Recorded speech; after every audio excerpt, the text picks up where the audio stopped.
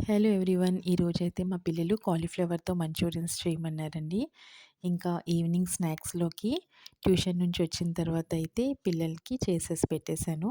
మరి నేనైతే ఎలా చేశానో మీతో షేర్ చేసుకుంటున్నాను.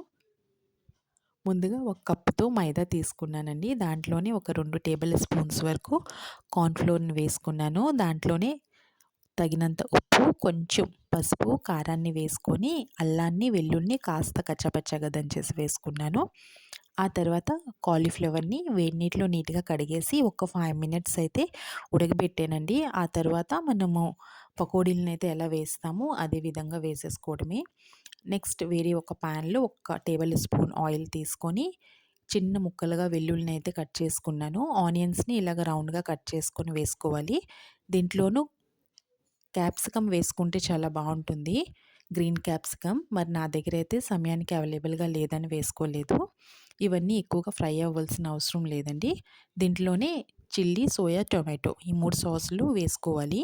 ఆ తర్వాత ఈ కాస్త ఫ్రై అయిన తర్వాత కాస్త వాటర్‌ని యాడ్ చేసుకొని కొంచెం ఈ విధంగా బాయిల్ వచ్చిన తర్వాత మనం ముందుగా ఫ్రై చేసి పెట్టుకున్నాం కదా కాలీఫ్లవర్స్‌ని, ఇయన్నీ నీట్‌గా కలిపేసి కాస్త కొత్తిమీర వేసుకొని గార్నిష్ చేసుకుంటే సరిపోతుందండి. ఇంకా చాలా టేస్టీగా అయితే కుదిరిందండి. చాలా బావుంది. అయితే మా పిల్లలకి, మా వారికైతే ట్యూషన్ నుంచి వచ్చిన తర్వాత, ఆఫీస్ నుంచి వచ్చిన తర్వాత పెట్టేశాను.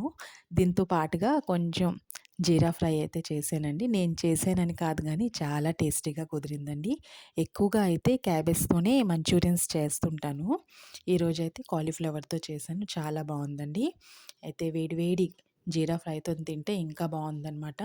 ఇంకా కాలీఫ్లవర్ మంచూరియన్స్ అయితే నీట్‌గా చక్కగా సాసెస్ అన్నీ పీల్చేసుకొని చాలా టేస్టీగా వచ్చింది.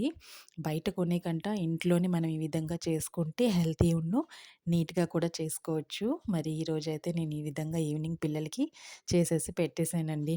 ఇంకా రోజు ఈవినింగ్ అనమాట పిల్లలకి ఏదో ఒకటి ఉండాలనమాట. ఎక్కువగా బయట ఫుడ్ అయితే ప్రిపేర్ చేయను. వీడియో నచ్చితే